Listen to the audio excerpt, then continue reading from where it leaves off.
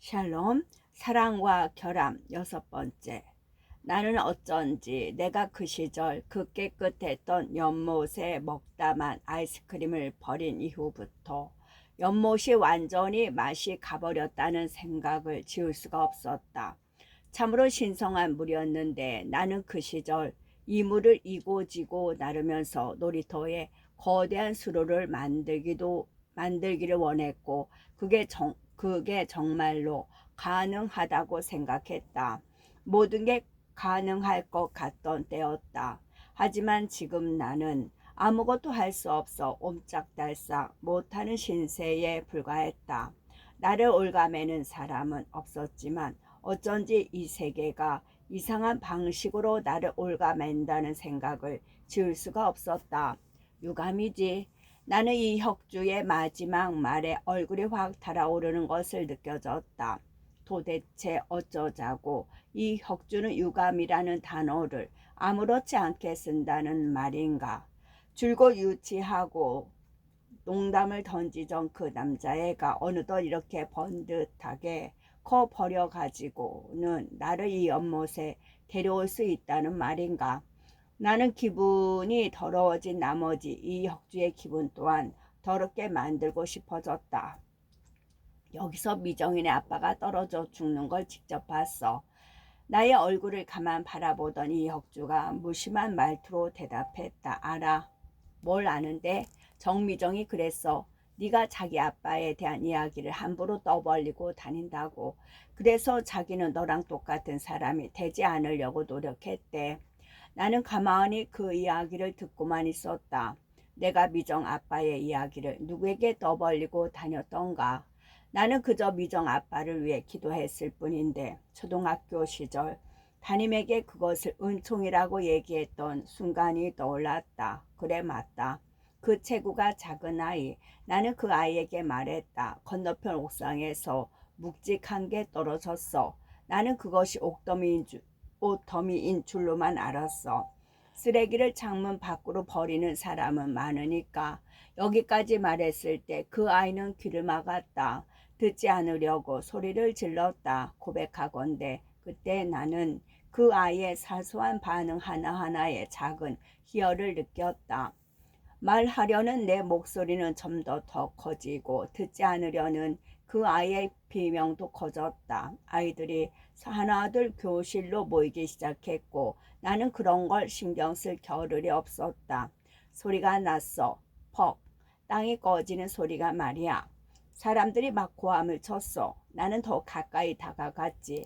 그런데 그 남자가 눈을 뜨고 있었어. 나는 그 사람이 누군지 단번에 알아봤어. 그러니까 그게 누구였냐면 그리고 선생님이 달려왔다. 나는 끝내 그게 누구라고는 말하지 못했지만 그게 누구를 말하는지는 그때 누구나 알고 있었다. 나는 미정이 아빠를 본 적이 있어. 내 말에 이혁주도 망설이다가 대답했다. 나도 한번. 새아빠 말하는 거지? 새아빠? 응. 자기 자식까지 쓰레기 버리듯 버리고 미정이 엄마랑 같이 산다던데. 그런 이야기는 미정이 나에게 직접 해야 할 이야기라고 생각했다. 어릴 적 우리가 각자의 불행의 몫을 나누고자 했던 것처럼 지금 생각해보면 그때 우린 당연히 그래야 했다. 그 작고 물러 터진 어린 마음에 어떻게 그런 큰 비밀과 불행을 담아 놓을 수 있단 말인가. 나는 진짜 미정이 아빠를 말하는 거야. 그때 미정이가 자기는 3번의 은총을 내릴 수 있다고 했어. 그중 한 가지 은총이 제 아빠가 죽은 거랬어. 만약 제 아빠가 죽기를 바랐다고도 했고 또 한 가지 은총은 할머니의 죽음이었지. 나는 그 말을 정말 믿었고 미정이 대신 미정이 아빠를 위한 봉분을 만들었어. 미정이는 그걸 내가 보는 앞에서 진이겼고 들떠서 서로를 바라보며 웃기도 했어. 우린 그랬다고. 그런데 도대체 우리 사이에 무슨 문제가 있었던 건데. 희조야, 너 소름 끼쳐. 혁주야, 네가 잘 살 수 있을 것 같아. 너 막 살았잖아. 난 그걸 평생 못 잊어. 너하고 네 친구들 다 될 거고 내가 그렇게 만들 거야. 이혁주가 순식간에 손을 치켜 올렸다. 나는 눈을 감지 않으려 노력했다. 이혁주는 한숨을 한 번 쉰 뒤 뭐뭐 읊조리고는 침을 뱉은 다음 연못을 떠났다. 나는 연못에 혼자 남겨졌다. 이제는 비단잉어 한 마리 살지 않는 버려진 연못을 한참 바라보다가 주위를 둘러보았다. 날이 추웠지만 햇살이 좋았고 어린 시절 이곳에서 놀던 때를 떠올리기에는 충분한 풍경이었다. 여태껏 나는 내가 이 모양 이 꼴이 되고 우리가 이 모양 이 꼴이 된 게 누구의 잘못도 아니라고 생각했는데 이런 시절부터 나는 늘 이런 식이었구나. 이게 나였구나. 나는 사는 동안 내 이야기에 완벽한 외부인 흉내를 내고 있었던 것이다. 그래, 흉내. 그것은 흉내뿐이었다. 사실 나는 이 이야기에서 완벽한 내 부인이었다. 그러니까 정확하게 말하면 나는 내 서사에 완벽하게 가담한 인물이었다. 그 사실을 깨닫자 온전한 슬픔이 몰려오기 시작했다. 이혁주를 만나고 되돌아오는 길에 내 삶의 전반을 곰곰 돌이켜보며 재구성해봤다. 미정은 나에게 어떤 분노를 느끼고 있었다. 그래서 내게 접근했고 나는 미끼를 문 것이었다. 지독한 괴롭힘에 시달렸지만 나는 미정을 끝까지 의심하지 않았다. 미정이 나를 그렇게 생각한다고는 전혀 상상하지 못했다. 미정의 존재가 내게 은총과는 같았기 때문이었다. 왜? 그냥 그렇고 그런 예들 중 하나일 수도 있었는데 나는 또 내가 의아해졌다. 하지만 최근 한 가지 알게 된 사실이 있었다. 나는 사람을 한번 믿으며 걷잡을 수 없이 좋아하게 된다는 거. 현수 언니를 좋아하게 되면서 알게 된 사실이었다. 출근하자마자 전날 마셨던 잔들을 설거지했다. 뒤늦게 현수 언니가 도착했다. 나는 언니의 그런 점이 마음에 들었다. 쉬이 속내를 드러내지 않지만 둘만 있을 때는 기어코 속내를 내어놓고 마는 점이. 그런데 오늘 언니는 꼭 어제 우리가 한 방에서 자지 않은 것처럼 행동했다. 둘밖에 없는데도 불구하고 큰일 났네. 현수 언니가 홀복으로 갈아입으며 중얼거렸다. 왜? 내가 묻자 언니는 오리에게 꾼 돈이 있는데 이제 와서 갚으라고 성화를 부린다고 했다. 오리는 돈 많지 않아? 내가 말하자 언니는 한숨을 푹 쉰 뒤 자기가 안 저런다며 머리카락을 쓸어 넘겼다. 그냥 되잖아. 그러자 언니가 나를 노려봤다. 너는 오리랑 나는 고개를 저었다. 봐. 함부로 말하지 마. 나는 고개를 끄덕였다. 얼만데? 200만 원. 언니 그 돈도 없어? 응, 넌 있어? 있지. 현수 언니가 내 손을 꼭 붙잡더니 애처로운 표정으로 쳐다보았다. 한 번만. 월급 나면 꼭 갚을게. 나는 별로 고민하지 않고 순순히 알았다고 했다. 그리고 한 번에 100만 원씩 200만 원을 언니의 계좌로 이체했다. 그 대신 다음 날까지 나 언니 집에서 재워줘. 그러자 언니가 이로써 집을 구하기까지는 시간이 좀 더 걸리게 생겼지만 아무래도 상관없었다. 언니가 좋으니까. 나는 이상하게 마음을 내어주는 일보다 내어준 마음을 거두는 일이 더 어렵게 느껴졌다. 그래서 내가 미정을 절대 미워할 수 없었던 것이다. 깊은 밤 할머니네로 향하던 그날 나와 엄마는 할머니의 집에 들어가 한참 동안 집안 구석구석을 뒤졌다. 장롱 깊숙한 곳에 숨겨져 있는 배물이며 봉투들을 찾아냈고 심지어 누빔잎을 하나하나를 칼로 찢어 뜯어 보기 시작했다. 꼭 좀 도둑이 된 것만 같아 가슴이 세차게 뛰었고 기분이 약간 들떴다. 엄마는 할머니가 첫째 오빠에게 아파트 한 채를 사주고 둘째 오빠에게는 의령에 있는 땅에 명의를 옮겨주었다고 했다. 그러면서 자신에게는 달랑 혼수 몇 개 해주었을 뿐이라며 평생 왔다 갔다 하며 보살피는 일은 자기 몫이었는데 어떻게 이럴 수가 있느냐고 했다. 나는 엄마가 아직까지 애지중지하는 변수 냄비며 압력밥솥 같은 것들이 다 할머니가 사준 것임을 알고 있었다. 엄마가 그것들이 수시로 기름을 엄마가 그것들에 수시로 기름을 두르고 새 것처럼 닦아내며 20년이 된 물건이라고 자랑하곤 했으니까. 반면 첫째 삼촌은 값이 3배나 올라버린 그 아파트를 진작 팔아버린 지 오래였으며, 둘째 삼촌은 값이 오르지도 팔리지도 않은 땅 때문에 재산세만 낸다고 툴툴거리기에 일쑤였다.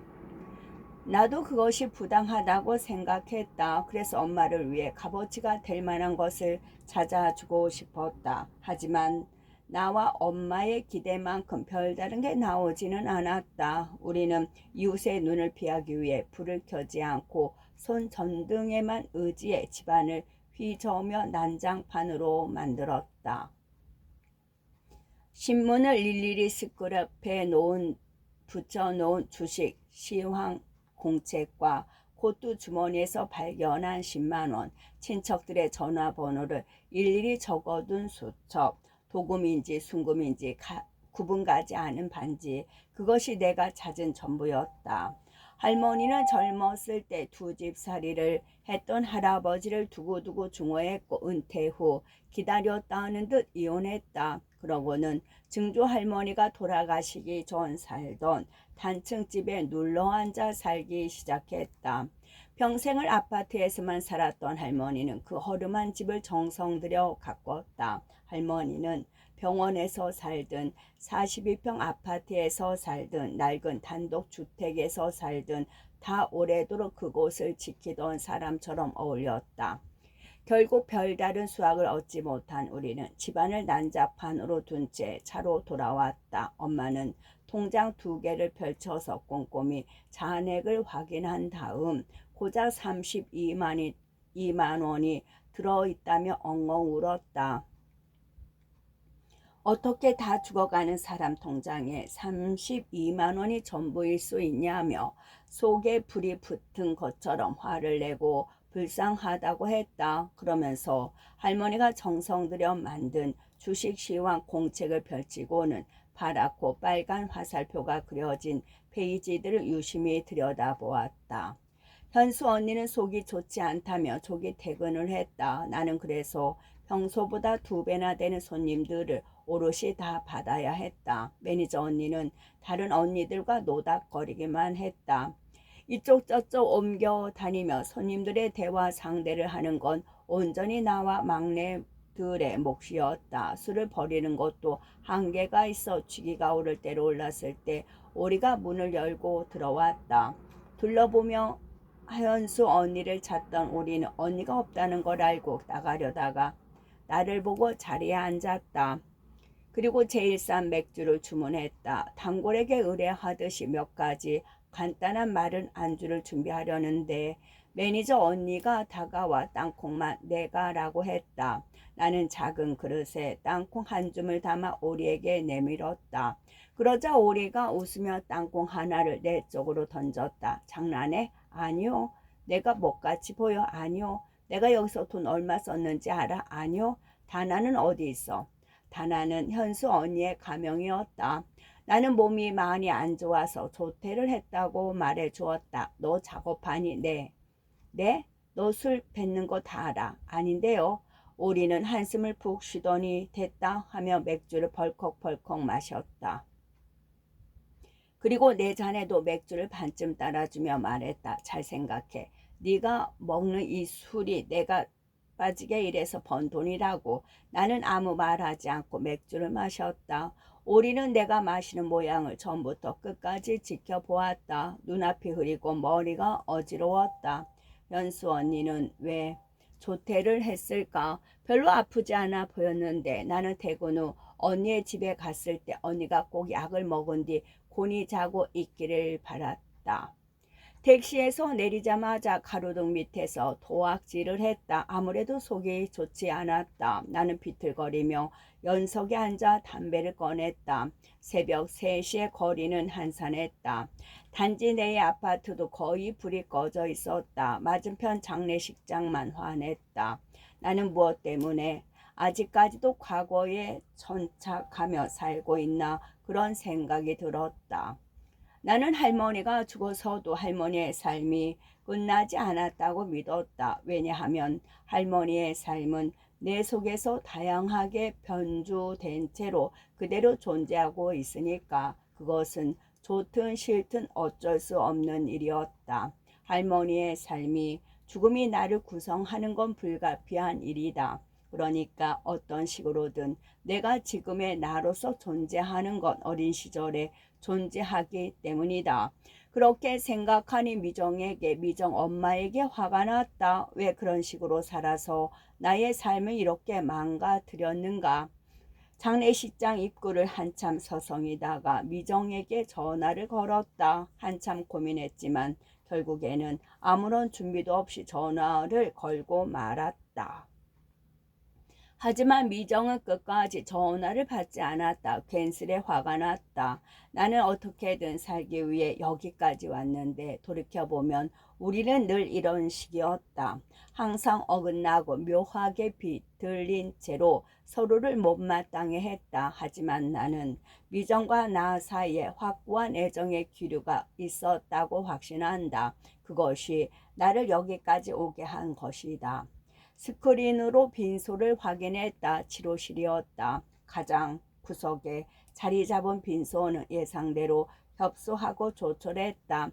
텅 빈 빈소, 내 완장을 찬 중년의 남자 한 명이 구석진 테이블에서 육개장을 앞에 두고 소주를 마시고 있었다. 남자가 나를 보고는 헐레벌떡 일어나 인사를 했다. 나도 인사를 했다. 미정 엄마의 영정 사진은 화질이 낮고 보정이 많이 된 사진이었다. 국화꽃을 놓고 상주와 맞절을 했다. 실례지만 미정이 친구예요. 그러니 내가 미정의 친구라고 말하자 남자의 얼굴에 화색이 돌았다. 그는 자신을 미정의 아빠라고 소개했다. 나는 온화한 인상의 그 아저씨를 한참이나 바라보았다. 미정 아빠는 분명 죽었는데 그제야 이혁주가 했던 말이 떠올랐다. 이 아저씨가 이 아저씨구나. 그 아저씨가 이 아저씨구나. 자식을 쓰레기 버리듯 버린 그 사람이구나. 미정 엄마는 왜소하고 볼품없어 보이기까지 하는 이 아저씨가 뭐가 좋았을까?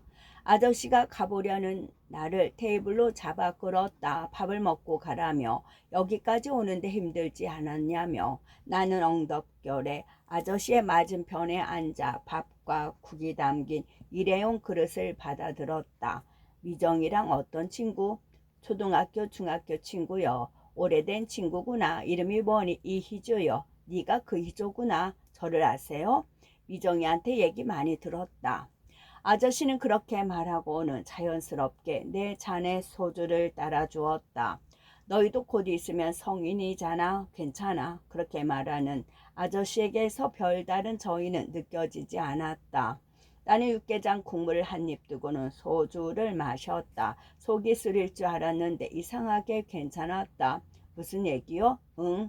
무슨 얘기를 들으셨냐고요? 내가 묻자 아저씨는 당황한 듯 나를 쳐다보더니 턱을 지켜뜬 채 곰곰 생각했다. 그러고는 대답했다. 비밀 친구. 비밀 친구라고 하더구나. 나는 속으로 중얼거렸다. 비밀 친구? 다시 단어를 쪼개어 되뇌어 보았다. 비밀 친구. 나는 순식간에 기묘한 감정에 휩싸였다. 절망과 기쁨, 분노가 뒤섞인 몹시 이상한 감정이었다. 나는 순간 미정을 꼭 만나야 한다는 생각에 사로잡혔다. 지금 내게 찾아내야 할 것이 있다면 그건 바로 미정이었다. 미정이는 어디에 있어요? 글쎄다. 남자친구랑 나갔는데 그래도 의지를 많이 하는 모양이야. 든든한 애잖아. 나는 미정이 근처에 있을 거란 생각에 황급히 숟가락을 내려놓고 아저씨에게 인사한 뒤 빈소를 빠져나왔다. 택시 한 대를 지나가지 않은 도로에 한참을 서 있다가 큰 길을 향해 천천히 걷기 시작했다. 부조금조차 내지 않았다는 사실을 깨달았다. 살갗이 아려오는 주의였다. 저 멀리서 검은 두 사람의 형체가 내 쪽으로 천천히 걸어왔다. 나는 직감적으로 그들이 미정과 미정의 남자친구라는 걸 알 수 있었다. 가로등 가까이로 올수록 둘의 실루엣은 선명해졌다. 나는 우뚝 그 자리에 서서 그들을 바라보았다. 그들도 나를 바라보았다. 나는 거의 소리를 지를 뻔했다. 미정의 남자친구는 현태규였다. 내 등 뒤에서 어깨를 잡고 그러니까 윤다혜에게 억지로 이 혁주를 저지하는 미정애가 애가 싫은 게 어딨어 라고 말하던 현태규. 나는 부르던 현태규. 언젠가 미정과 꼭 대화를 나눠야 한다는 생각에는 변함이 없었다. 그러나 미정 옆에 현태규가 있는 한 나는 미정과 결코 무언가를 나눌 수 없었다. 그 시절 우리는 매일같이 역겨운 삶을 꿈치기도 반복했곤 했지만 지금은 아니었다. 나는 그럴 생각이 단연코 없었다. 현태규는 가로등 아래에서 담배를 피우며 나를 바라볼 뿐 다가오지 않았다. 그런데 미정이만 천천히 내게 다가왔다.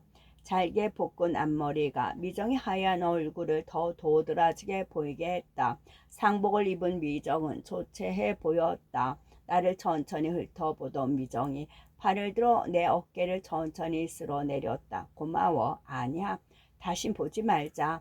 먼저 그렇게 말하니는 미정이었다. 나는 꼭 미정이 내게 이 어처구니 없는 세계에서 도망치라고 말하는 것처럼 느껴졌다. 그런데 그건 지극히 나의 입장이었을 뿐이겠지. 결국 미정에게 물어보고 싶은 것이 몹시 많았지만 물어볼 수 없었다. 아무것도 묻지 못한 채로 미정을 지나쳐 현태규에게로 다가갔다. 그리고 현태규의 뺨을 거세게 내려친 뒤 얼굴에 침을 뱉었다. 현태규는 내게 어떤 해코지도 하지 않고 손을 들어 얼굴에 묻은 침을 닦아냈다. 나는 최대한 느린 발걸음으로 현태규를 지나쳐 앞으로 나갔다. 한참을 걸은 끝에 택시를 잡아탔다. 라디오에서 오늘 새벽 어떤 중견 가수 한 명이 급작스럽게 사망했다는 소식을 전했다. 그리고 고인의 노래 한 곡을 틀어주었다. 그 절절한 멜로디를 들으며 미정에 대해 생각했다. 돌이켜보면 나는 언제나 미정에게 묻는 사람이었다. 미정은 그런 내게 언제나 대답해주는 사람이었다. 그런데 내가 던졌던 그 무수한 물음들은 늘 미정을 아프게 했던 것 같다. 현수 언니 집 앞에 도착해 문을 두드렸지만 한참 동안 기척이 없었다. 포기하고 PC방에 가려는데 문이 열렸다. 언니는 어쩐지 파리해 보였다. 문틈으로 보이는 반쪽짜리 원룸 사방에 페트로 된 소주병이 나 뒹굴고 화장실 변기에는 토사물이 묻어 있었다. 나는 언니의 어깨를 잡고 얼굴을 살펴보았다. 언니는 덜덜 떨고 있었다. 나는 그런 언니를 한참을 안겨있던 언니가 나를 바라보며 물었다. 내가 웃긴 거 보여줄까? 그리고 집 안으로 성큼성큼 걸어 들어갔다. 침대에는 유리 조각이 널브러져 있고 창문은 산산조각 나 있었다. 세상에 나랑 똑같은 짓을 하는 새끼도 있네. 아, 웃겨. 언니가 계속 웃었다. 나는 웃음을 멈추지 않는 언니를 부축해 바닥에 눕힌 뒤 깨진 창문 너머로 얼굴을 내밀어 밖을 바라보았다. 어두운 골목길, 누군가 나를 바라보고 있었다. 한참 잠지 않고 바라보고 있었다. 밤이 깊어 얼굴은 보이지 않았고 옷을 두껍게 껴입어 여자인지 남자인지조차 분간이 가지 않았다. 내가 뒤를 돌아 언니에게 짐작하는 사람이 있느냐고 묻자 언니가 힘없이 대답했다. 너무 많지. 나는 누워있는 언니 맞은편에 같은 모습으로 쭈그려 누웠다. 찬바람이 들어오면서 온몸이 덜덜 떨렸다. 나는 아랑곳하지 않고 한 손으로 언니의 볼을 쓰다듬으며 말했다. 언니, 내가 다 알아서 할게. 주머니에서 휴대폰 진동이 계속 울렸다. 나는 그것이 미정일 거라고 확신했다. 문득 할머니가 죽기 전날 내가 할머니에게 했던 말이 떠올랐다. 희미해진 할머니의 몸 냄새를 맡으려 애쓰며 속삭였던 그 말. 할머니, 나는 못 사는 방식으로 잘 살 거예요. 무슨 말을 하는지도 모르고 짓거렸던 내 말이 내 가슴팍에 박혔다. 아주 사소한 시절 우리는 계절마다 서로를 염호하고 끔찍한 생활을 반복했지만 결국 그때의 나도 나일 뿐이었다. 나는 작게 코를 골며 잠든 현수 언니를 보며 우리가 무슨 사이인지 생각해 보다가 비밀 친구라는 단어를 곱씹었다. 오늘만큼은 참으로 살고 싶다고 생각했다. 살고 죽는 거, 그게 내가 가진 유일한 열망이다. 사랑과 결함, 사랑과 결함. 잠을 많이 자면 머리가 이상해진다. 그런데 나는 그 이상해지는 느낌이 좋다. 고모가 나에게 한 말 중 유일하게 동의할 수 있는 말이었다. 해가 질 무렵부터 꾸벅꾸벅 졸다가 침대에 누워 다음날 오후가 될 때까지 자고 깨고를 반복했다. 그런 생활을 일주일간 지속하다가 멀뚱히 천장을 바라보며 천천히 고개를 끄덕거리고 말았던 것이다. 수긍. 나는 처음으로 고모의 말을 수긍했다. 잠을 오래 자다 보면 고즈넉하게 늙는 기분이 들었다. 남몰래 시간이 흘러가는 그 느낌이 치열하지 않아서 좋았다. 나는 얕은 잠에 빠져드는 그 순간을 놓치지 않으려 애썼다. 잠들기 직전에 희미한 의식을 붙잡으려고 노력했다. 하지만 번번이 놓치고 말았다. 이따금 문득 깨어났을 때 이번에는 거의 성공할 뻔했다는 느낌이 든 적도 있었다. 코끝이 시렸다. 이불을 돌돌 말고 있어 몸은 따끈따끈했는데 코만 시렸다. 엄지와 검지로 코를 친 채 생각했다. 이대로는 안 되겠다. 전기장판을 꺼내야지. 그제야 몸을 일으키고 냉장고에서 단백질 음료를 하나 꺼내 마셨다. 몸을 돌려 주위를 둘러보다가 한숨이 나왔다. 아무렇게나 쌓인 배달 음식 쓰레기들이 너부러져 있었고 바닥에는 머리카락과 먼지가 한데 뭉쳐 뒹굴고 있었다. 근래 밤마다 마른 기침을 많이 하고 비강이 잔뜩 bus는데 단순히 비가 많이 와서 비염이 돋졌다고만 생각했다. 어떻게 단순히 비가 많이 와서라고만 생각할 수 있지? 나는 내가 의아했다. 모카포트로 커피를 끓이면서 최근 일주일 중 가장 생산적인 일을 하고 있다는 생각이 들었고 그렇게 생각한 나 자신이 웃겨서 중얼거렸다. 생산적인 일? 전기장판을 꺼내 이불 밑에 깐다면 오늘 하루는 그것만으로 최고로 생산적인 하루가 될 것이었다. 축출한 커피에 끓인 물을 붓고 발코니에 가서 호로록 마셨다. 비가 내리고 있었다. 올해는 정말 비가 많이 내린다. 또 거실 벽이 젖겠구나. 그러던 중 수에게서 문자가 왔던 것이다. 줄 게 있어. 애써 문자를 무시하려고 했다. 하지만 모바일 고지서를 클릭하려다 실수로 수의 메시지를 클릭해버렸다. 그러자 수에게 뜰 읽음 표시가 신경 쓰였고 인터넷에 읽음 표시 안 뜨게 하는 법을 검색했다. 나는 장례식장에서 수가 오는 게 진심으로 불편했다. 그래서 2번을 거절했고 그럼에도 수는 정말 왔다. 굳이 조문하러 오려는 사람의 방문을 3번이나 거절하는 건 예의가 아니라고 주워들었기 때문에 말릴 수 없었다. 수는 의뢰 어른들이 하는 것처럼 자연스럽게 부조를 하고 영정사진 앞에서 조의를 표했고 상주와 맞절을 했으며 그 옆에 서 있는 나를 가볍게 안아주었다. 그리고 육개장은 괜찮으니 떡과 귤만 좀 가져다 달라고 했다. 수는 소주를 마시며 말했다. 나는 네 고모가 좋은 사람이라고 생각해서 온 거야. 수의 목소리는 가늘고 높아서 어딘지 물은 사람 같은 인상을 주었다. 하지만 나는 그래서 수를 사랑했다. 대수라는 이름이 너무 촌스럽고 남성적이니 수라고 불러달라고 부탁했던 수를 사랑했다. 나의 아버지는 낯선이가 자신의 이름을 알아듣지 못할 때 김상남 상남자 할 때 상남 마리오 라고 말하는 사람이었기 때문에 하지만 내가 수와 6년간 함께했던 시간을 뒤로 하고 헤어짐을 결심했던 것 또한 그런 식의 태도 때문이기도 했다. 그러니까 네 고모가 좋은 사람이라고 생각해서 온 거야 하는 식의 태도. 수는 소주 한 병을 다 비우고 갔고 엄마는 나에게 속쓰릴 텐데 육개장 한 그릇이라도 먹이지 그랬냐며 빈잔을 주었다. 나중에 만나면 꼭 밥이라도 든든히 먹여라. 엄마는 언젠가 내가 수와 다시 만날 것을 알고 있다는 듯 굴었다. 나는 수에게 빚을 지고 말았다는 생각이 들었고 그 빚이 내 의지로 생긴 게 아니라는 점 때문에 속이 끓었다.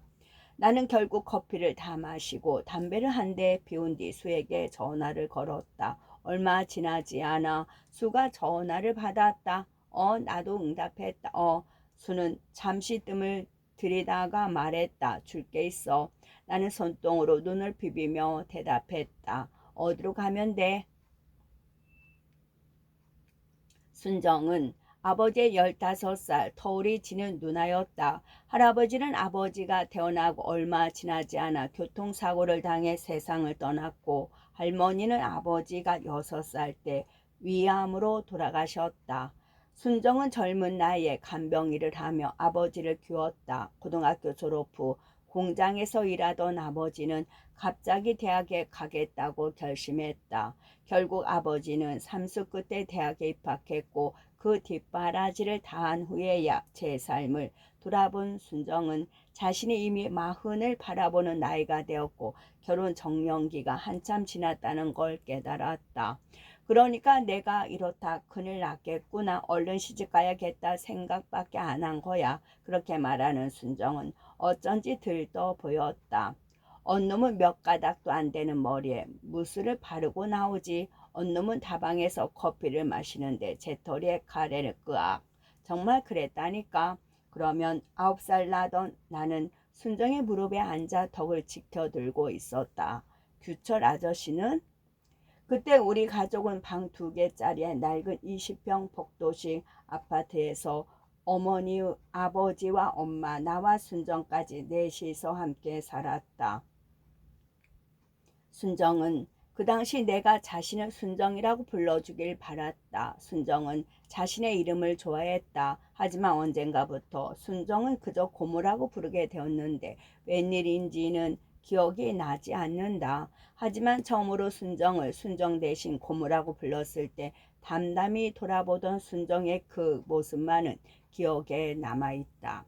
한 층에 6세대가 다닥다닥 붙어 있었기에 나는 같은 층의 친구들과 쉽게 친해질 수 있었다. 주로 3명이서 몰려다니면서 롤러 브레이드를 타거나 역할극을 했다. 역할극을 할 때는 주로 내 방이자 순정의 방으로 갔다. 맞벌이를 하는 집이 우리 집밖에 없었기 때문이었다. 순정은 우리를 위해 거실로 자리를 피해 주었고 빌려온 비디오 따위를 보며 진득하게 앉아 담근주를 마셨다. 나와 친구들은 밀폐되고 귀한 냄새가 나는 작은 방에 둘러앉아 가상의 남편을 설정했다. 주로 조성모와 유승준, 한경일이었다. 조성모가 가장 인기가 많았고 그 다음에 유승준이었다. 우리는 나름 치열하게 자신이 그날 원하는 남편을 사수했지만 암묵적으로 한 수 물러날 때도 있었다. 순정과 엄마는 우리가 그저 소꿉장난 비슷한 놀이를 한다고 여겼을 것이다. 하지만 9살짜리가 고리타분한 놀이를 한다고 생각하는 건 어른들의 착각일 뿐이었다. 우리는 한 명씩 방의 모서리에 등을 보인 채 서서 눈을 감았다. 그러면 모서리에 선사하라. 그러고는 다시 아무렇지도 않은 그렇게 한 바퀴 돌린 후 우리는 재빨리 인형을 그런 다음 서로의 손을 잡고 각자의 우리 상상 속에 어느 날 작은 다툼이 생겼다. 그날따라 누구도 암묵적으로 한 수 물러나려 들지 않았다. 셋 모두 조성부 아니면 유승준을 남편으로 삼겠다고 어깃장을 놓았고 한경이를 남편으로 삼겠다는 사람은 없었다. 그때 나는 유난히 양보를 하지 않는 규리가 문득 얄미워졌다. 규리야말로 조성무를 남편으로 삼은 횟수가 유독 많았다. 나는 새침하게 말했다. 규리야, 드세고 제멋대로는 여자는 결혼 못하는 거 알지? 그러자 규리가 기다렸다는 듯 쏘아 붙였다. 그러는 너네 고모는 소박 맞았잖아. 그때 나는 소박의 의미를 이미 잘 알았다. 남편이 아내를 내치는 거 그제야 왜 순정이 우리 집에서 함께 살게 되고부터 고모부를 규철 아저씨라 부르라고 했는지 알 수 있었다. 나는 얼굴 쪽으로 피가 잔뜩 몰리는 것을 느끼며 자리에서 일어났다. 어디 가는데? 화장실. 최대한 아무렇지 않은 척 대답한 뒤 방문을 열었을 때 그곳에는 순정이 있었다. 나도 모르게 숨을 훅 들이켰다. 순정은 난생 처음 보는 싸늘한 표정으로 나와 친구들 좁은 방에 널브러진 인형을 둘러보았다. 인형 하나는 순정은 미천한 백성 위에 군림하는 왕처럼 큰 소리로 외쳤다. 정말 불경한 아이들이구나. 그 순간 누군가 딸꾹질을 시작했다. 돌아보니 규리가 눈에 눈물이 그렁그렁 맺힌 채로 입을 틀어막고 있었다. 하지만 딸꾹질은 멈추지 않았고 장난감 오리에게서 나올 법한 꽥꽥거리는 소리가 몇 분간 지속되었다. 순정은 한숨을 쉬고 규리 옆에 앉아 손으로 규리의 코와 입을 단단히 들어막았다. 견딜 수 있을 때까지 견뎌봐. 그러면 멈출 거야. 번들거리는 순정의 손가락 마디마디에는 잔주름이 깃고 정성스레 잡혀 있었다. 순정은 규리가 더 이상 참을 수 없다는 듯 신음을 흘리며 틀어막은 손등을 핥힐 때까지 규리를 놓아주지 않았다. 그리고 놀랍게도 딸꾹질은 단숨에 멈췄다. 술을 만난 곳은 끝.